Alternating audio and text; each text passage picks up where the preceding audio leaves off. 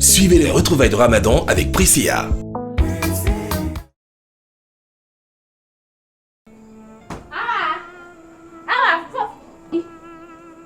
Attends.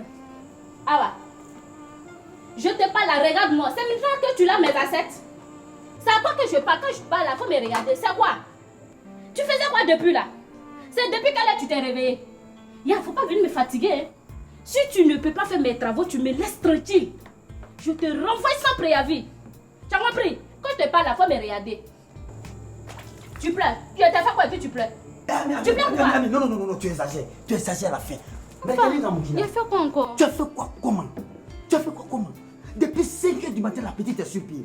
Ami, il te gêne pas? Hein? C'est normal. C'est normal. Elle est payée pour ça. Mais c'est pas pour autant que tu vas la réduire à l'esclavage. En ce grand mois de Ramadan. Hein? Les tonnes d'habits qui étaient ici, qui a lavé? C'est elle. Les tonnes d'assiettes qui sont ici, qui a traîné laver ça? C'est elle. Qui a rempli la varille? C'est elle. Tu l'as envoyé au marché combien de fois? C'est 4 fois seulement. Mais tu es sans cœur. Tu n'as pas de foi. Ta vieille fille qui est ici, là, qui est sortie depuis 8 heures, là, quelle est sa place dans cette maison? Mais elle est payée pour ça, mon frère. Mais ce n'est pas parce qu'elle est payée pour ça que tu vas la réduire à l'esclavage. Pendant le Ramadan, partagez, savourez, vivez fruité. Priscilla, vivez un Ramadan fruité. أعوذ بالله السميع العليم من الشيطان الرجيم بسم الله والصلاة والسلام على رسول الله. Alors, nous devons comprendre une chose, hein, et c'est d'ailleurs très important. Nos employés ne sont pas nos esclaves. Et en plus, le prophète Mohammed sallallahu alayhi wa sallam nous recommande de réduire la charge de travail de nos employés pendant le Ramadan. Il faut que nous le comprenions. L'épouse de chacun, nous avons vu ce qu'elle administre, n'est-ce pas, voilà, comme régime de travail à son aide de maison. Ce n'est pas normal. Alors pendant que sa propre fille passe tout le temps à dormir et à aller se promener, c'est celle donc qu'elle a comme aide qui fait tout le travail et sans tenir compte aussi du temps. Voilà, n'est-ce pas, voilà, qu'on lui donne, hein, depuis l'aube jusqu'à 22h, elle continue de travailler, en tout cas elle n'en fait pas assez et il faut en faire davantage.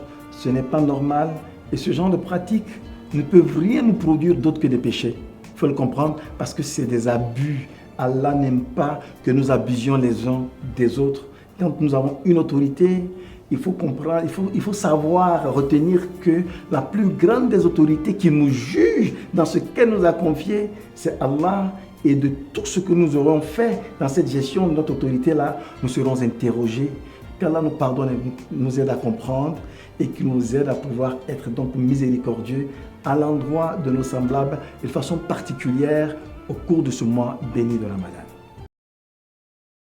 Assalamu alaikum wa rahmatullahi wa barakatuh, chers frères en islam, chers téléspectateurs. Nous allons parler maintenant de l'effet bénéfique du jeûne sur le type digestif. Le tube digestif, comme vous le savez, évidemment, il est constitué de sucs gastriques qui vont permettre de digérer les aliments, mais les micro-organismes jouent un rôle très très important au niveau de notre système digestif. Et ces micro-organismes sont des éléments qui permettent effectivement à l'organisme de mieux assimiler, n'est-ce pas, les éléments que nous produisons à travers les aliments, c'est-à-dire les éléments qui sont synthétisés, n'est-ce pas, après la digestion des aliments. Les micro-organismes que nous avons au niveau de notre tube digestif jouent un rôle très important par rapport à ça.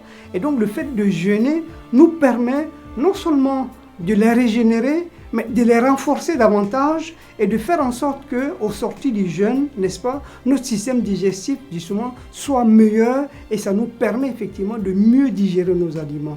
Vous savez, souvent, on a tendance à croire que c'est le fait de ne pas manger ou alors de manger beaucoup qui fait qu'on prend du poids. D'une façon générale, la prise de poids est due tout simplement à la mauvaise digestion des aliments que nous mangeons. C'est très important et j'aimerais vraiment insister dessus parce qu'un aliment qui n'est pas digéré par notre organisme est automatiquement transformé en graisse et mis dans les cellules adipeuses. Et donc si on a un bon système digestif, qu'on arrive à digérer convenablement les aliments, nous faisons moins de réserves de graisse et bien entendu, nous grossissons moins et cela est meilleur pour notre santé. Salam alaikum wa rahmatullah wa barakatuh. C'était les retrouvailles de Ramadan avec Priscilla.